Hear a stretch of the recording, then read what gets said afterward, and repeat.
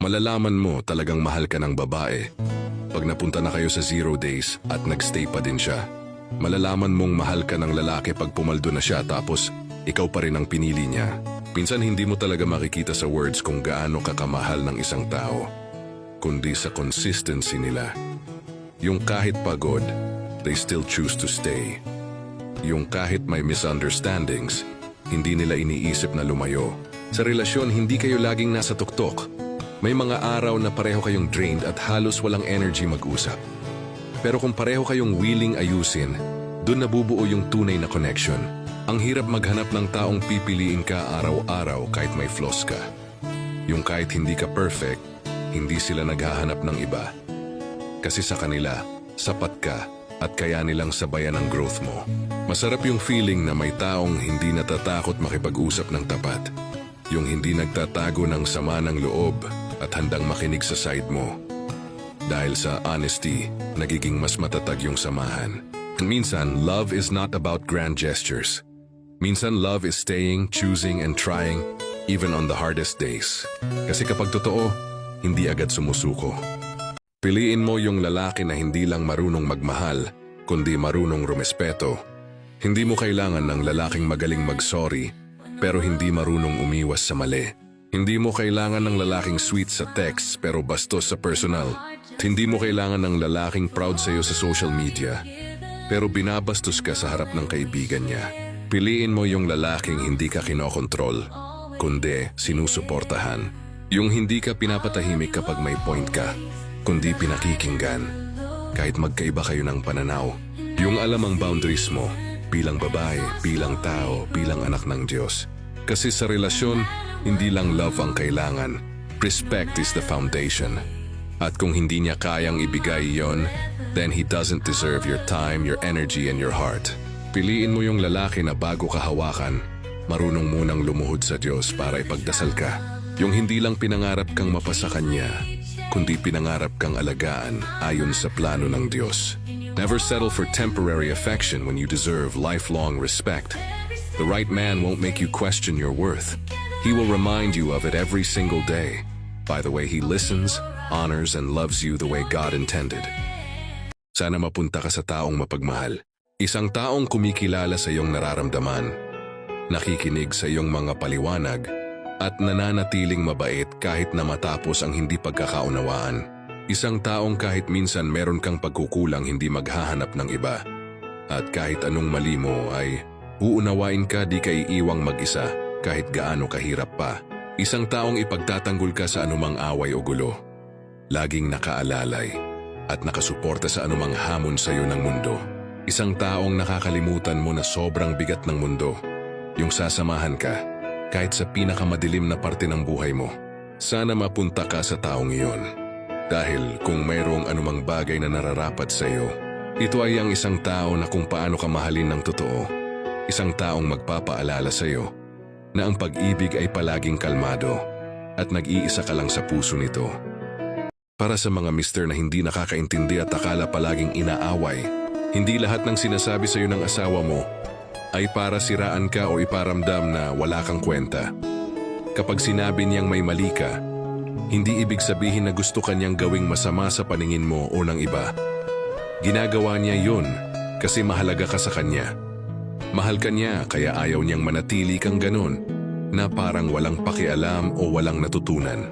Sinabi niya ang mga pagkukulang mo hindi para maliitin ka, kundi para maitama. Para may matutunan ka at makita mo na may kailangang baguhin kasi naniniwala siyang kaya mong maging mas mabuti. Hindi madali para sa kanya ang magpakatapat sa iyo, lalo na kung alam niyang may posibilidad na magalit ka o baliwalain siya. Pero pinipili niyang magsalita kasi gusto niyang ipaglaban ang relasyon niyo. Gusto niyang maging maayos kayo.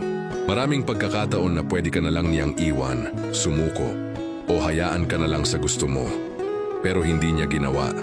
Sa kabila ng lahat ng sakit, pagkukulang at tampo, mas pinili niyang magstay. Pinili niyang intindihin ka, alagaan ang relasyon niyo, at suportahan ka para maging mas mabuting tao. Kaya sana naman, pakinggan mo siya. I-appreciate mo na sa kabila ng kahinaan mo, nariyan pa rin siya para iparamdam na mahalaga ka. at hindi kanya basta-basta susukuan. Dahil ang pag-ibig ay hindi lang puro kilig o tamis. Pag-ibig ang nagtutulak sa kanya na manatili, kahit mahirap. Huwag mong sayangin ang effort ng isang taong handang sumugal para sa'yo. Kung may nagmamalasakit, matuto kang magbago. Huwag na huwag mong bibilangan ang asawa mo lalo na sa pera. Tandaan, ang pagiging mag-asawa ay hindi kompetisyon. Hindi kailangang timbangin kung sino ang mas malaki ang naiaambag sa gastusin. Ang mahalaga, nagtutulungan kayo at pareho ninyong binibigyan ng halaga ang bawat sakripisyo. Ang relationship goals ay hindi tungkol sa kung sino ang mas lamang, kundi kung paano kayo magkasamang umuusad. Marami ng relasyon ang nasisira dahil sa financial issues. Kung lagi kang nagbibilang, parang sinasabi mo na kulang ka at walang lugar ang ganoong mindset sa healthy marriage. Love isn't about accounting, it's about giving. Huwag mo hayaan na ang pera ang maging ugat ng tampuhan o lamat sa samahan nyo. Instead, be each other's safe space. Be open, pero huwag magbilangan ng sakripisyo o kontribusyon. Kaya naman, kung may pinagdadaanan kayo sa finances, kausapin mo siya ng maayos. Sa halip na magbilangan, magplano kayo. Ang tunay na pagmamahal ay nakikita kung paano kayo nagiging magkasangga. Kahit gaano kahirap ang laban, support each other, lalo na sa panahon ng kagipitan. Sa huli, mas masarap sa pakiramdam yung alam mong hindi ka minahal dahil sa pera kundi dahil sa kung sino ka talaga. Hindi lahat ng asawa ay kapareha. Maraming tao ang nagkakaroon ng asawa, ngunit kakaunti lamang ang talagang nakakahanap ng kanilang tunay na kapareha sa buhay. Madalas ang mga tao ay nag-aasawa dahil sa pag-ibig. Pero sa paglipas ng panahon, naiisip natin, talagang magkakasama ba tayo sa hirap at ginhawa? Ang tunay na kapareha ay hindi lamang isang tao na kasama sa buhay. Siya ay isang kaibigan kasama sa laban at tagapagsuporta sa ating mga pangarap. Maraming tao ang maaaring pumili ng kanilang asawa, ngunit hindi lahat ay nakakatagpo ng tunay na pagkakaunawaan at pagmamahalan. Ang isang magandang relasyon ay puno ng respeto, pagtanggap at pag-intindi sa isa't isa. Pinsan kahit na may mga pagsubok, ang tunay na kapareha ay nariyan, handang makinig at umintindi. Sila ang mga taong hindi natatakot na ipakita ang kanilang tunay na nararamdaman at handang sumuporta sa iyo kahit anong mangyari. Kaya't mahalaga na hanapin hindi lamang ang asawang maaasahan, kundi ang kaparehang magdadala sa atin sa mas mataas na antas ng pagmamahal.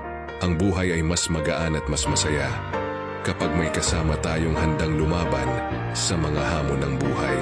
Sa huli, tandaan na ang tunay na kapareha ay hindi lang sa harap ng altar matatagpuan. Madalas sila ay nariyan sa ating puso, handang samahan tayo sa bawat hakbang ng ating paglalakbay.